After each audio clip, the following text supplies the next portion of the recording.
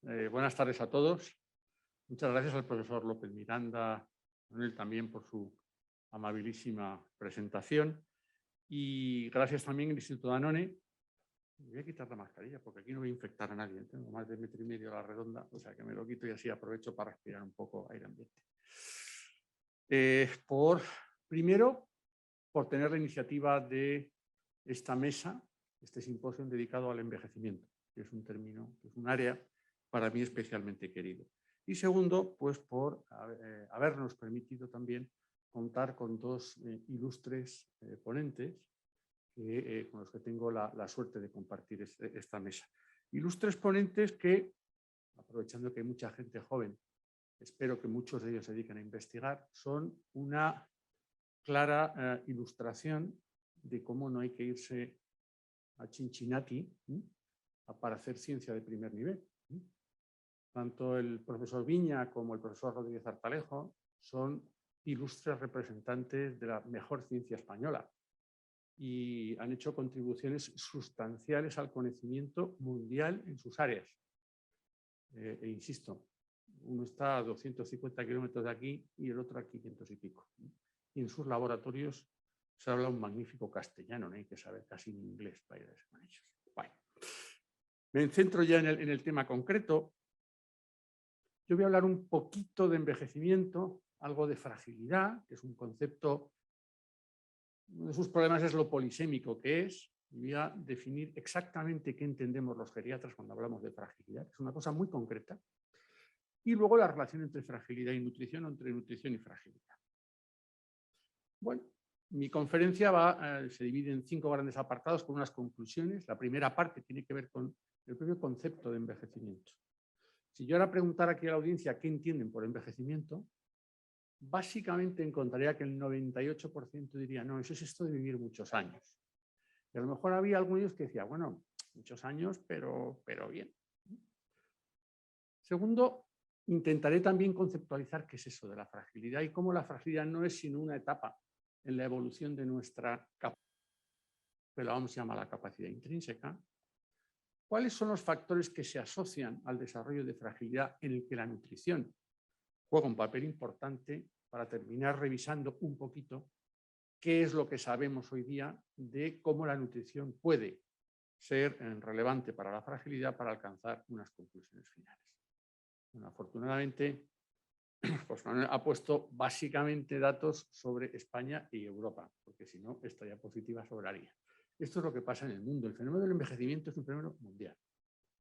Incluso en las zonas aparentemente más jóvenes, excepto el África subsahariana, en todos los países del mundo se está envejeciendo. Su población está envejeciendo. Y eso va a seguir ocurriendo impepinablemente hasta al menos el 2050, 2070, dicen otros, en el que es posible que la cosa se pare. En España, donde estamos ahora mismo, aquí está el 2020, andamos por aquí. Fijaros que nos parece que hay mucho viejo. Como decía el otro, pues espérate a lo que vienen curvas. Estamos al principio del tsunami del envejecimiento. Fijaros cómo va a subir la pendiente en los próximos años. Y surge ya la primera cuestión. ¿Cuál es el reto que nos plantea el envejecimiento? ¿El seguir prolongando indefinidamente nuestra longevidad? Como decía el otro, corrernos juergas con Napoleón.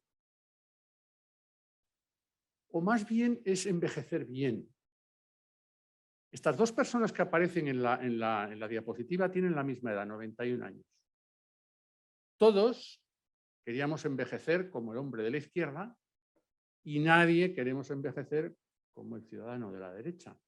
Es decir, parece que la cuestión no tiene tanto que ver con cuántos años vivimos, sino con qué calidad vivimos el envejecimiento.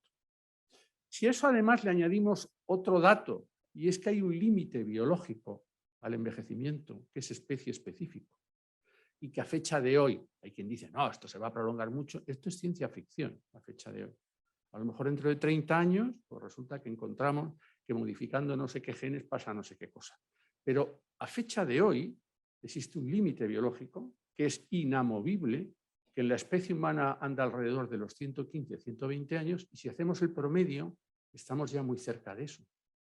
De modo que si ya estamos cerca de la longevidad máxima, no tiene mucho sentido poner mucho esfuerzo en prolongar la longevidad. ¿Por qué? Porque empecinarse en algo que es imposible es el camino cierto a la melancolía. Pero, sin embargo, lo que sí podemos hacer, no, está pasado solo. Bueno, es mejorar la expectativa de vida libre de discapacidad. En la diapositiva de antes, que ha pasado el aparatito solo, lo que se veía era que de los 25 o 30 años de expectativa de vida que hemos ganado a lo largo del siglo pasado, de esos 25 o 30, entre 15 y 20 son de discapacidad. De modo que los años que hemos añadido a la vida en muchos casos son años de sufrimiento y mala calidad de vida. Y otra cosa que se veía en la diapositiva es que había mucha variabilidad entre los países. Hay países en los que el 70% del tiempo ganado es de buena calidad y otros, como por ejemplo nosotros, España, en el que ese tiempo de calidad no llega ni al 30%. Se suele decir mucho que España ocupa el primer segundo país en expectativa de vida. Lo que no se dice es que España ocupa un discreto puesto 17 en expectativa de vida libre de discapacidad. Porque luego hay otra cosa también, última reflexión respecto a esa diapositiva, y es si hemos aumentado la expectativa de vida en la última generación, en las dos últimas generaciones es evidente que eso no está mediado por la genética. En 2 generaciones la genética no se modifica. Luego ha sido introduciendo cambios en condiciones de vida, en eso que se llaman situación ambiental. Sin embargo, a pesar de todo eso, la inmensa mayoría del mundo científico sigue pensando en el envejecimiento en términos de longevidad. Aquí, por ejemplo, en este estudio, que es muy conocido, es una revisión muy citada, que se llamaba Hallmarks of Aging, que está en Cell, una revista estupenda, de hace 8 años, resulta que los Hallmarks of Aging en realidad no eran Hallmarks of Aging, sino que eran Hallmarks of Longevity. Si vosotros os vais a esta monografía, por así decirlo, y buscáis el término dysfunction, functional impairment, disability, no lo vais a encontrar. Es todo expansión de la longevidad, vive más años, vive más años. Sin embargo, es curioso porque este mismo año el mismo autor publica, parafraseando al Hallmarks of Aging, de Hallmarks of Health. Y sin embargo, este trabajo que habla sobre la salud está llena de referencias a una serie de cosas que son los que acaban modulando la función. De modo que este Hallmarks of Health, que llama él, sí en muchos aspectos pudiera hacer referencia a las Hallmarks of Function. Otro concepto que me gustaría trasladar, y se está discutiendo mucho, es que el envejecimiento, la vejez, no es una enfermedad. Es verdad que predispone al desarrollo de enfermedades crónicas que van a impactar sobre la función, pero no es una enfermedad. Y esto ya lo dijo hace muchos años Leonard Hayflick. Supongo que los que hagáis investigación básica en células sabéis lo famoso límite de Hayflick, pues Hayflick. Y él dijo en un trabajo muy bonito, un artículo que escribió en Nature, que el envejecimiento no era una enfermedad y que tenía 7 características que eran intrínsecas al envejecimiento y que no compartía ninguna enfermedad. La enfermedad, el envejecimiento es pues un proceso normal. Un proceso normal que fijaros cómo lo ha definido la Organización Mundial de la Salud. En el año 2015 la OMS publica su primer trabajo, su primera revisión grande sobre el envejecimiento y define el envejecimiento saludable, fijaros, el proceso de desarrollar y mantener la capacidad funcional que permite el bienestar en las personas mayores. Y define la habilidad funcional como los atributos relativos a la salud que permiten a las personas ser y hacer lo que para ellos tiene valor. Fijaros que está hablando de envejecimiento saludable. ¿Dónde aparece la palabra enfermedad?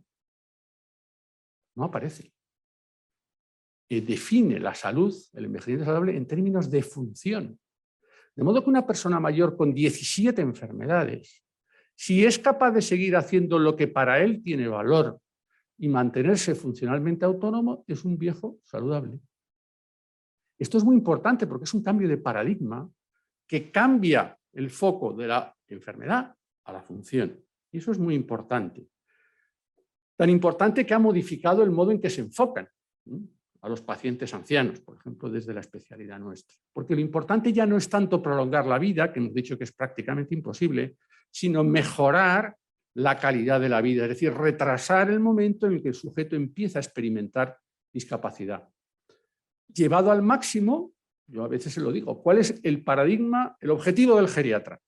Que nuestro paciente se muera en el green del 17 yendo bajo par. Le da un jamarruqui, lo enterramos, tal día hace un año. Este es un objetivo caricaturizado, pero ese es el objetivo. Y para eso lo que tenemos que hacer es modificar la capacidad intrínseca, que es lo que uno es capaz de hacer, independientemente del entorno. Porque en la relación con el entorno y dependiendo de la capacidad intrínseca va a aparecer o no la discapacidad, pero eso es otro tema en el que no me voy a meter. ¿Cuáles son los tres condicionantes fundamentales de la capacidad intrínseca? El propio proceso de envejecimiento, que lleva a unos cambios biológicos que favorecen la aparición de deterioros funcionales, los estilos de vida y la enfermedad. Y cada uno contribuye de manera muy diferente. Sí hay que tener bien claro que conforme aumenta la edad del sujeto, la enfermedad pierde cada vez más importancia y lo va mejorando la función. La enfermedad, conforme uno envejece, es capaz de explicar menos cosas de las que le pasan al sujeto. Y sin embargo, la función cada vez es capaz de explicar más cosas de las que le pasan al sujeto. Por ejemplo, el riesgo de morirte. La gente, bueno, vamos, las personas que están en este grupo de aquí arriba, todas tienen, estas de aquí abajo, mucha comorbilidad frente a los controles que están aquí arriba. En los de aquí abajo, todas tienen mucha comorbilidad, pero además tienen discapacidad. El riesgo de muerte es 4 veces mayor en estos sujetos que en estos, teniendo la misma comorbilidad. Eso también se ha validado en una cohorte española, la de Albacete, en la que la situación funcional, de manera dosis-respuesta, es capaz de explicar el riesgo de muerte ajustado por muchas variables de confusión. Decís, bueno, es que la muerte... Digo, bueno, y algunas variables tradicionalmente muy ligadas a la enfermedad. Por ejemplo, el riesgo de hospitalización. Fijaros cómo el índice de Charlson, que es un conocido índice de comorbilidad, no explica el riesgo de ser hospitalizado a 3 años en la cohorte del estudio Toledo, y sin embargo, fijaros cómo la fragilidad explica perfectamente y de manera dosis-respuesta el riesgo de que a uno le ingresen en un hospital. Esto se puede decir, esto es, bueno, son enfermedades. No, vayamos enfermedad a enfermedad. La diabetes. Aquí a la izquierda está el riesgo de muerte. Los ancianos con diabetes tienen más riesgo de muerte que los ancianos sin diabetes, pero cuando uno se va aquí y analiza qué ocurre con los frágiles respecto a los no frágiles, fijaros cómo los que tienen más riesgo de muerte son los diabéticos que son frágiles.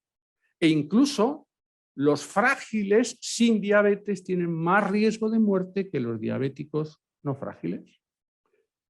Y lo mismo una vez más para la hospitalización. Lo que predice el riesgo de que te hospitalicen en un sujeto que es diabético anciano no es la diabetes, sino el ser frágil.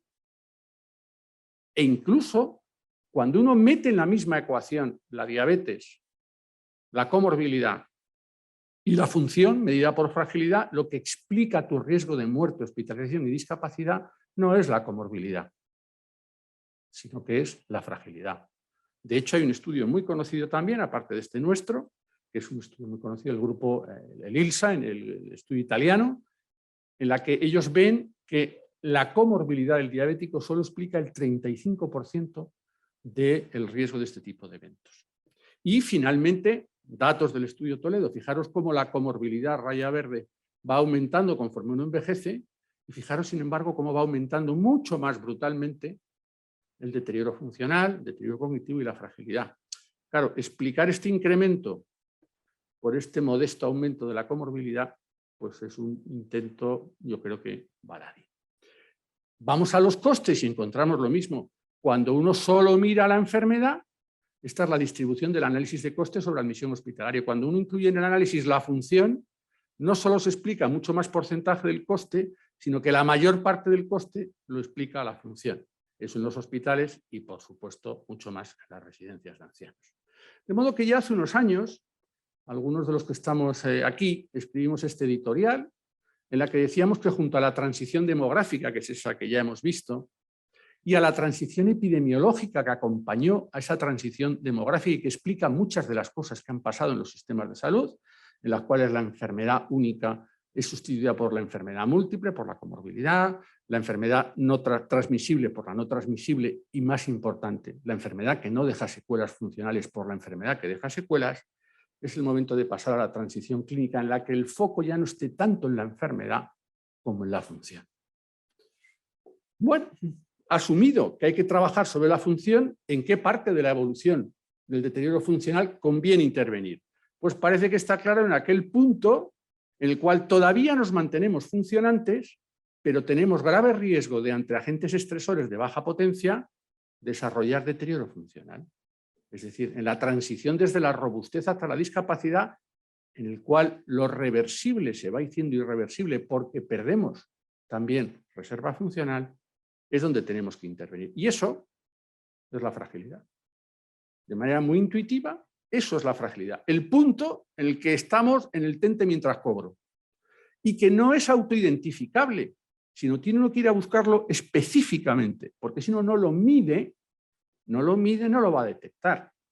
Para que os hagáis idea. Si vosotros veis una persona muy obesa, que hace poco ejercicio, que come mucha grasa, todo eso decís, este va a tener el colesterol por las nubes.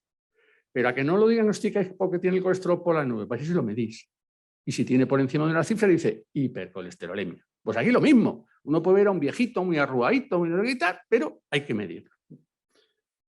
Y tiene unas definición, muy concreta. Es un síndrome biológico caracterizado por un estado de gran vulnerabilidad a agentes estresantes, con disminución de reserva funcional y con limitada capacidad de homeostasis, y que pone al sujeto en riesgo de que le pasen cosas, eventos adversos, decimos en medicina, muerte, hospitalización, deterioro funcional, caídas, ingreso en residencia, y que afecta a un 10-15% de la población y que es distinto de la comorbilidad y de la discapacidad. Y eso viene o se produce porque conforme uno va envejeciendo, la manifestación fenotípica de la enfermedad va cambiando. Cuando uno es joven, hay una enfermedad única sobre un organismo básicamente sano. Conforme uno envejece, se acumula la enfermedad clínica, la enfermedad subclínica y los cambios asociados al envejecimiento. Y la manera de manifestarse eso clínicamente es por el deterioro funcional. Primero, pérdida en el rendimiento, camino más lento, tengo menos fuerza, eso es la fragilidad. Si eso no se detiene, aparece ya la pérdida de capacidad funcional. No puedo subir escaleras, necesito un bastón para caminar. Pero es todo un continuum. Y la relación entre la enfermedad y ese deterioro funcional es motivo aún de análisis. Y en todos los aspectos que tienen que ver con eso, la nutrición juega un papel importantísimo. Desde el nivel subcelular hasta el nivel celular, hasta el animal, hasta el individuo aislado y la población. Bueno, la nutrición se ha invocado siempre como un mecanismo muy relevante, el estado nutricional, en la fragilidad. Este es el famoso ciclo de la fragilidad que ya enunciaron el grupo de Linda Fried y Jeremy Wolston en Hopkins hace ya muchos años, de 20 años, y aquí estaba la malnutrición crónica, que va a condicionar básicamente una alteración en el funcionamiento de muchos órganos y sistemas, pero sobre todo del músculo esquelético. Cuando uno va a la literatura, a veces que hay cosas curiosas que se dicen del uno al otro, esto, y cuando uno va a la literatura dice, oiga, ¿y qué hay realmente de esto que demuestre esto? Se lleva algún susto. Nosotros hace unos años, con Fernando, publicamos este trabajo para ver cuál era la relación entre la fragilidad y la nutrición. Y lo que vimos es que era en los sujetos obesos, el riesgo, bueno, esta es la corte de Enrica, que es la del profesor Rodríguez Alejo, esta es la de Estudio Toledo del nuestro, metaanalizamos, vimos que los sujetos obesos por encima de 30, tenían un mayor riesgo de fragilidad. Pero sin embargo, cuando uno ve, en vez de mirar la obesidad, voy a ver qué pasa con la malnutrición. Uno se encuentra que había, esto está hecho en el 2020, había 19 estudios. Y de esos 19 estudios, 14 eran transversales, imposible hacer relaciones de causalidad. Y solo había 5 longitudinales. Y los resultados eran muy diversos y muy dispersos.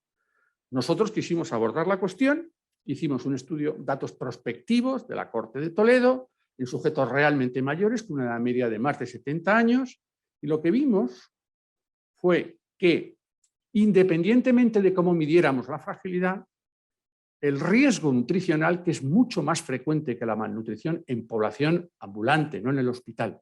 Población ambulante era un clarísimo factor de riesgo, de desarrollo, de fragilidad en 3 años de seguimiento. Mientras que el estar ya malnutrido, lo que predecía era el riesgo de muerte. Es decir, parece que había una relación también dosis-efecto entre situación nutricional, si estoy un poquito o en riesgo, me fragilizo, si estoy muy malnutrido, me muero. E incluso muchos otros grupos lo que han estudiado es la relación ya en nutrientes aislados. Y se ha visto que básicamente nutrientes propios de la dieta mediterránea son los que tienen relación con una evitación o protección frente al desarrollo de fragilidad. Hemos analizado costes y lo que hemos visto es que la fragilidad no solo es un problema funcional o de calidad de vida, sino de costes. Fijaros cómo un individuo robusto y bien nutrido viene a tener unos costes de unos 300 euros al año, gastos hospitalarios. Cuando es frágil y está malnutrido, el riesgo llega a triplicar los costes hasta casi los 1.000 euros. Y eso además tiene que ver no solo con los costes hospitalarios, sino también con el consumo de fármacos. Los sujetos en riesgo nutricional, tanto desde el punto de vista transversal como desde el punto de vista longitudinal, riesgo de malnutrición y malnutrición, consumen más fármacos y tienen mayores costes de hospitalización. Bueno, ¿qué hacemos? Es evidente que con esta situación que he dibujado, los objetivos deben cambiar. Igual que cambian los objetivos de este señor que se estaba haciendo una barca para escaparse de la isla, hasta que aparece por ahí alguien y lo que era una barca lo convierte en una camita. Bueno, hay pocos datos, pocos y malos en general. Cuando uno mira intervenciones nutricionales en fragilidad, los resultados son, inicialmente, no parece que sea muy útil. Claro, cuando uno lo piensa con un poquito de perspectiva, dice, claro, si yo he dicho que en la fragilidad intervienen varios factores, habré de actuar sobre varios factores. Independientemente de otras cuestiones que si queréis luego en el coloquio saldrán sobre por qué es posible que los intervenciones solo nutricionales no sean muy eficaces. Y cuando uno hace eso, pues empieza a comprobar que la intervención nutricional sí es útil y sí es eficaz, pero en determinadas condiciones. Cuando uno hace una intervención global que incluye nutrición, actividad física y ajuste de tratamiento, resulta que observa muy buenos resultados. Aquí a la izquierda son datos del estudio LIFE. Este es solo ejercicio, beneficio de tratamiento. Pero ya mucho antes en el estudio FIXIT, que se publicó a finales del siglo pasado, lo que veían era que la nutrición potenciaba el efecto del ejercicio. Y ese resultado, por ejemplo, lo acabamos nosotros también de evidenciar en un estudio en pacientes diabéticos frágiles que publicamos hace 2 años y los resultados son prácticamente iguales. Es decir, el utilizar este triple abordaje del paciente produce manifiestos beneficios en términos medidos de función. Bueno, y ya voy acabando. ¿Esto cómo se impacta? ¿Cómo se refleja o debiera reflejarse en la organización de la prestación sanitaria? Los pacientes no están allí pululando en el éter, sino que a los pacientes se les ve y se les atiende en un modelo asistencial concreto. ¿Hay algún modelo asistencial concreto que haya demostrado mejorar sus resultados respecto a otros modelos? Bueno, la Organización Mundial de la Salud dice literalmente: existe la necesidad urgente de desarrollar aproximaciones comunitarias integrales, introduciendo intervenciones dirigidas a prevenir. Recordar que la fragilidad es un estadio prediscapacidad. Si esperamos a que el sujeto se discapacite, las posibilidades de mejorarle van a ser muy pequeñas. Os pongo un ejemplo o una analogía. Pensar en el cáncer. Si esperamos a que aparezca la metástasis, la probabilidad de hacer algo con el paciente es mucho menor que si trabajamos para detectarlo en la fase de carcinoma in situ o estadios precoces. Pues aquí pasa lo mismo. La fragilidad sería el carcinoma in situ o el estadio 1, mientras que la discapacidad sería ya el cáncer metastásico. Nada original, pero muy eficaz. Y eso también lo recomienda no solo la Organización Mundial de la Salud, sino la Unión Europea. Nosotros tuvimos la gran oportunidad de coordinar una acción conjunta en la que participaban 23 países europeos para diseñar un modelo europeo de atención a la fragilidad. Y fijaros cómo una de las cosas que nosotros resaltábamos era que la fragilidad no es una consecuencia inevitable del envejecimiento. Recordaros que la prevalencia de fragilidad en la población es del 10%, lo que quiere decir que el 90% no son frágiles, si quitamos el 5% de discapacitados, la inmensa mayoría de los ancianos no son frágiles ni discapacitados, y además se puede intervenir sobre ella. Y en el apartado de las conclusiones finales de la acción conjunta Advantage, en el dominio 5, que era manejo adecuado de la fragilidad, decíamos que había que poner especial énfasis en la actividad física, en la nutrición y luego otros aspectos, la prevención de caídas, la polifarmacia, etc. Pero explícitamente se hacía mención sobre la actuación sobre la actividad física y sobre la nutrición. Y esta es ya mi última diapositiva con las conclusiones.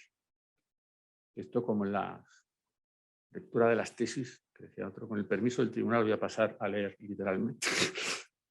Primero, el envejecimiento. Estas son ideas que yo creo que son muy importantes si las pudierais retener. El envejecimiento es un proceso normal, generado por muchas causas sobre la que inciden factores que tienen que ver con los estilos de vida y la enfermedad. Conforme envejecemos, el mantenimiento de la autonomía funcional se hace prioritario, cobra protagonismo frente a la pura prolongación de la vida. Incluso cuando tú le preguntas a las propias personas mayores, ellas quieren vivir mucho, pero bien. Y no es infrecuente que el paciente o la paciente te diga, doctor, así no. Tercero, la fragilidad es un estado evolutivo en ese deterioro funcional, es un estadio. Acordaros lo que exponía de la barrerita, de la flechita, de la robustez. La fragilidad está justo en una situación previa a la discapacidad, que es el espacio-ventana para que yo detecte e intervenga. Muchos ancianos desarrollan esa fragilidad y eso nos permite detectar aquellas que tienen riesgo e intervenir. La nutrición es un factor principal en el desarrollo de la fragilidad y en su progresión. Nos enseña datos de progresión, pero cuando uno es frágil, los sujetos malnutridos o en riesgo nutricional evolucionan más rápidamente y más frecuentemente a discapacidad que los sujetos que no lo son.